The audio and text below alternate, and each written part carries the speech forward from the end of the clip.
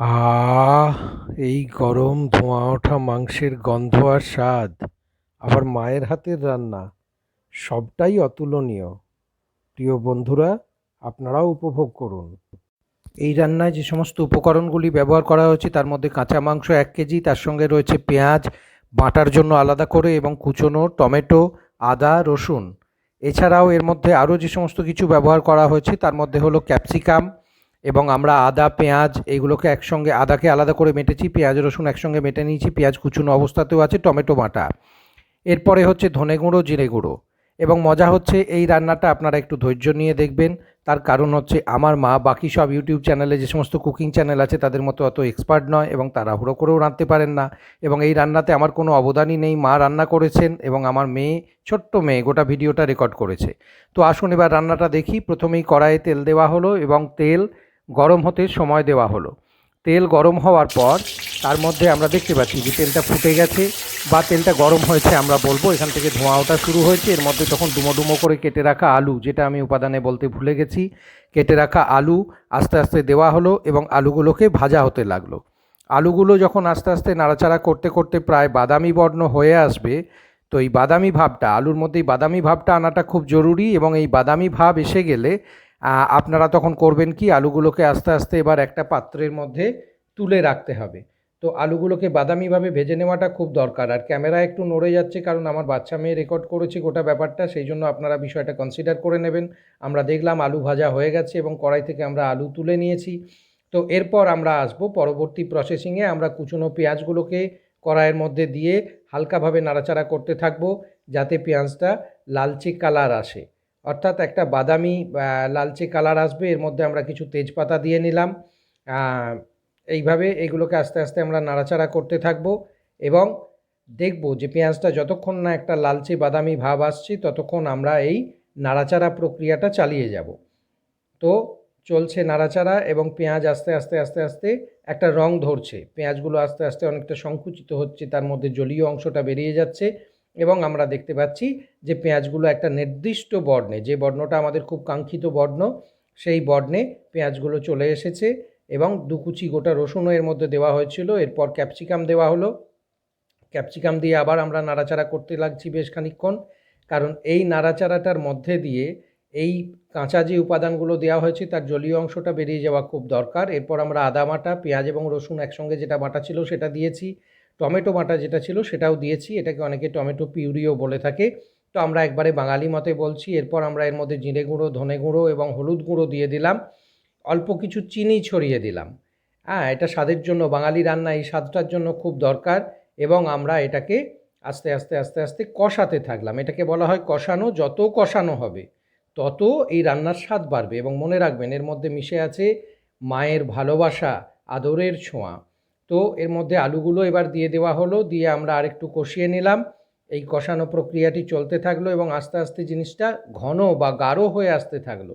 এই ঘন বা গাঢ় হয়ে আসার সঙ্গে সঙ্গে এখান থেকে একটা সুন্দর গন্ধ, আহ!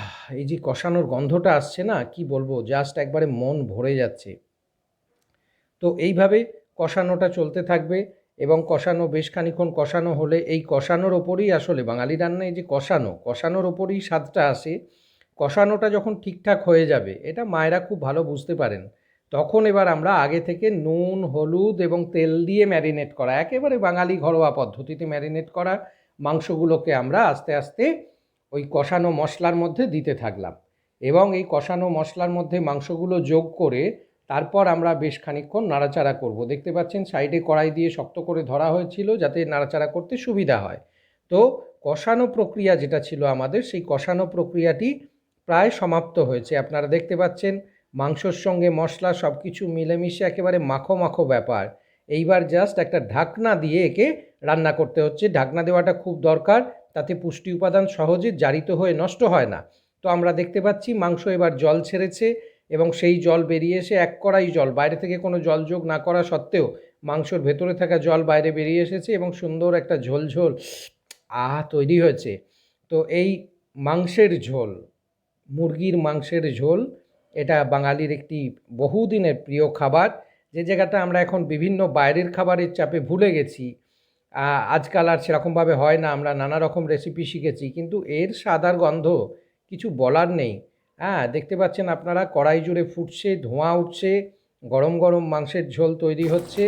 তো এই যে এখনো কিছু বাঙালি করেনি? রান্নার মজা, সেই রান্নার তখন অফ করে মজাটা দিচ্ছি। আমরা সবাই মিলে তোমাকে অফ একসঙ্গে করবে? নিচ্ছি। আর কিছু করবো না তো, হয়ে গেল। তোমারটা তুলে লঙ্কা দেবো।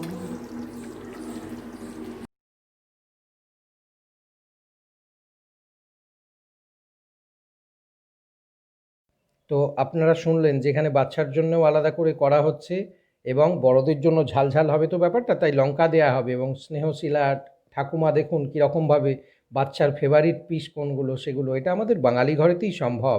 আস্তে আস্তে তুলে সরিয়ে রাখছেন এবং আলাদা করে লঙ্কা যোগ করা হবে গোটা ব্যাপারটার মধ্যে।